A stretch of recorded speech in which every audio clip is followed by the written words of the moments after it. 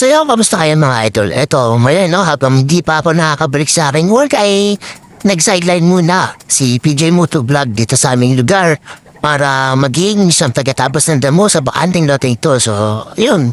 Kaysa maging tambay tayo dito, ay gawa tayo ng paraan para magkaroon ng panggastos kahit papaano. So, ito yung trabaho na hindi mahirap, pero hindi rin naman madali.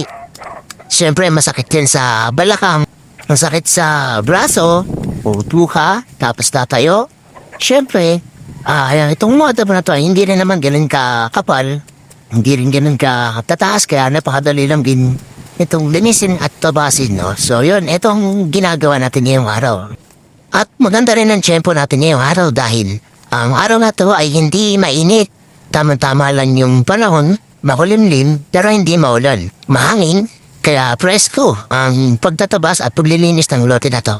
So, yun, habang ginagawa ko to, tamang kanta lang tayo dyan, tamang relax, pagpaputil lang, mga damo. Mabilis lang yan, maya-maya lang ay matatapos din namin yan. So, hindi tayo nagmamadali. Tools, pero bago yun mga idol, panoorin muna natin to.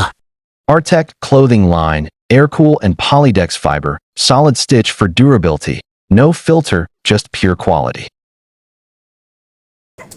At kina mga idol, sa part na to is medyo malit na lang ang part ng lupa yung tinatabasan natin. So, pinas-forward niya kasi medyo mahaba yung video natin kung ilalahak po natin. So, kinat ko na yung mga ibang part. So, ito, itong part na to ay medyo maliit na lang. So, parang mga nasa 1/8 part na lang to ng lupang tinatabasan namin. Actually, dalawa kami dyan. Kasama ko lang din sa kabilang side. At nagtatabas din kaya medyo mabilis lang ang aming paglilinis. Kaya yan, hindi rin tumagal ang paglilinis namin dito sa lugar na to. Halos mga 4 hours to 5 hours lang namin tinira. One eternity later. At eto nang nagdadel ang resulta ng aming nilinis na lote. FYI lang mga idol, ang lote nito ay may sukat na 100 square meter. Maraming salamat sa panonood, gang gang. Bye bye!